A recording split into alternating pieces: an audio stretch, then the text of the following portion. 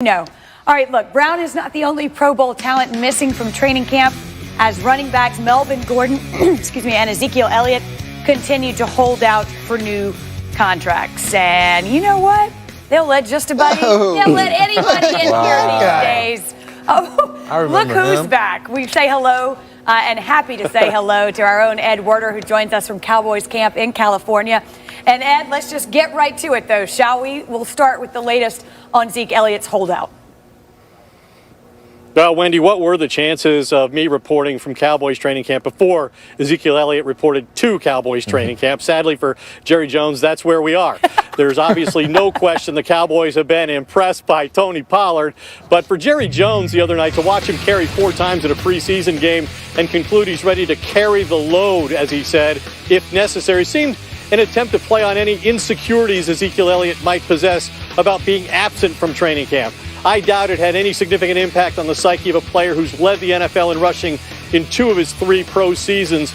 And it's worth noting, Wendy, that the Cowboys have 4 more practices scheduled here in Oxnard, including today. I think this holdout becomes a more urgent issue at some point, but probably not for another week to 10 days. And keep in mind that Elliott's only real leverage is to withhold his services from actual real games where he would be risking a game check. So I think this gets resolved in the 10 days leading up to the regular season opener against the Giants. So in that vein, Ed, there are a lot of mouths to feed here. We know that. We've talked about the Amari Cooper, for example. How do the Cowboys view the challenge of getting this done correctly and in the correct order, if you will?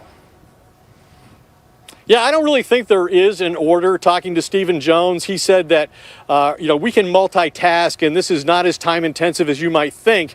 And he described this training camp atmosphere here as being intense, saying everybody's back is against the wall. And he specifically mentioned Jerry Jones and himself as being responsible for getting Dak Prescott, Amari Cooper, and Elliott signed.